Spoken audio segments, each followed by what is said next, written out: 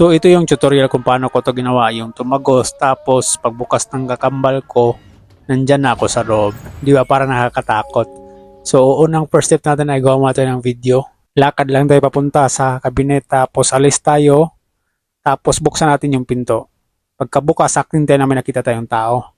Dito make sure lang nakasteady ang ating camera para hindi tayo mahirapan sa pag-edit. Dito pasok na tayo. Pagkapasok, buksan natin yung pinto. Tapos acting tayo na parang may nagbukas ng pinto. Tapos punta tayo sa CapCut, add new project, piliin yung video na ginawa natin. Tapos tap add sa lalim. Dito, aspect ratio, wag natin kalimutan, 9:16 dahil pang reels to. Tapos dito, tap natin yung clip. Tapos hanapin natin yung freeze sa ilalim. Ayan, tap natin. Naka-freeze na yan. May dalawa na tayong clip. Tapos itong pangalawang clip, i-overlay natin to. Hanapin natin yung overlay, yan, nasa ilalim na yan. Long press lang natin sagad sa unahan. So dito hanapin lang natin yung bandang lumabas na yung tao. Yan, nakalabas na, click natin yung nasa ilalim na clip, tapos split, tapos delete na yan sobra. Tapos click natin ulit yung clip, long press lang, tapos lagay ulit sa unahan. Yan dito, yan, dyan banda, click yung clip, tapos hanapin natin yung freeze. Ayan, naka-freeze na yan. Tapos tuloy tayo sa unahan. Hanapin natin yung bandang papunta na ako sa pinto para buksan yung pinto. Ayan, dyan, balik natin. I-split na natin dyan yung hindi pa lumabas yung tao. Hanapin natin yung split yan. Tapos yung gitna na clip, delete na yan dahil hindi natin yan kailangan. Long press nyo yung clip tapos idugtong nyo sa unang clip. Dito hanapin natin yung bandang nakabukas na yung pinto at nakaalis na yung tao. Dito click nyo ulit yung clip tapos split. Dito hanapin naman natin yung bandang lumabas na yung kamay ko dyan sa pinto. Yan, nakalabas na. Hanapin nyo yung split. Yan, split. Tapos delete nyo yung nasa gitnang clip. Yan. Long press nyo ulit yung clip tapos idugtong nyo ulit. Tapos click nyo yung nasa ibabaw na clip tapos ipantay nyo sila. Ayan. Dito, click nyo lang yung na-freeze natin na clip kanina. Hanapin na nyo yung remove background, tapos custom removal, tapos kulayan nyo yung tao. Ayan. Pagkatapos, antayin nyo yung lumabas na yung green check na yan, tapos tap check sa ilalim. So dito, maglagay lang tayo ng keyframe. Tap nyo lang yung diamond, tapos may keyframe na yan sa ilalim. Ayan. Tapos, galawin nyo yung tao paloob. Ayan. Tapos, may keyframe na yan, matic. Tapos palitin nyo konti yung tao. Ayan. Tapos pag i-play natin, ito ang kalalabasan. Ayan. Ang pangit lang tignan. Tapos para maganda tignan yan, i-duplicate natin yung nasa ibabaw na clip. Tapos yung nauna ay overlay natin. Ayan. Pag na-overlay, di ba nawala yung tao? Ang gagawin natin ay hanapin natin yung mask.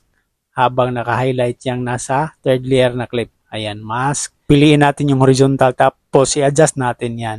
Sa bandang gilid lang ng cabinet. Ayan. Tapos, adjust natin yung feeder into 5. Ayan. Tapos, top check. Tapos, kung i-play natin, ito ang mangyari. Yan, nawala na yung tao. Hindi nakita yung tao. Tapos, dito, yung sobra, i-split na natin yan. Tapos, i-delete. Delete na yung sobra sa ating na-freeze na clip. Tapos, i-adjust natin yung isang clip. So dito kung napansin nyo yung tao ay naputol pagbukas ng pinto. So ang gagawin natin yan, dyan, pagkawala ng tao, itap natin yung nasa third na clip, tapos split, tapos delete natin yung sobra. So ito na yung mangyayari. Kita na yung tao. Ayan, pagbukas, so kita na yung tao, diba? So dito pagkabukas, diba walang laman yung cabinet. So ang gagawin natin para magkalaman yan, i-click nyo nang sa huling clip tapos lagay nyo sa third layer. Ayan. Tapos hanapin natin yung bandang bubuksan na yung pinto ng kunting-kunti lang. Ayan, dyan. Long press nyo yung nasa third layer na clip tapos dyan nyo ilagay. Yan. Tapos dito, kung napansin nyo nawala yung nagbubukas ng pinto. Ang gagawin natin ay click yung nasa third layer na clip tapos hanapin yung mask. Piliin yung rectangle. Ayan, tapos adjust natin, palitin natin, tapos ilagay natin sa bandang ilalim. Yan, kita na yung kamay, diba? Ipantay nyo lang yung mask sa laki ng butas ng pinto. Yan, para hindi kayo mahirapan sa pag-adjust, click nyo lang ulit yung rectangle. Ayan, tapos may lalabas na yan. Diyan, yung size, feeder, at saka position. Sa size, may dalawa kayong pagpipilian sa length at saka sa width. Sa length is yung pahaba niya. Tapos yung width naman yung lawak niya. Yan. Tapos sa position naman tayo, yung x-axis is yung left and right position niya at saka yung y-axis is yung up and down na position ng mask. Tapos feeder nyo, palaging tuya na, tapos top check. Tapos ito, dito lagay tayo ng keyframe. Yan. Zoom nyo lang para maganda yung resulta. So dito, bawat pagputi ng keyframe, hanapin nyo kaagad yung mask.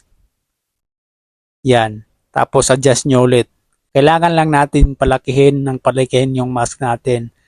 Same sa paggalaw ng pinto. Habang palaki ang pinto sa pagbukas, dapat yung mask natin palaki rin ng palaki para yung tao natin ay makikita ng paunti-unti. Ayan, oh. Yan. Hanggang sa makita na yung tao. Tapos top check pag okay na.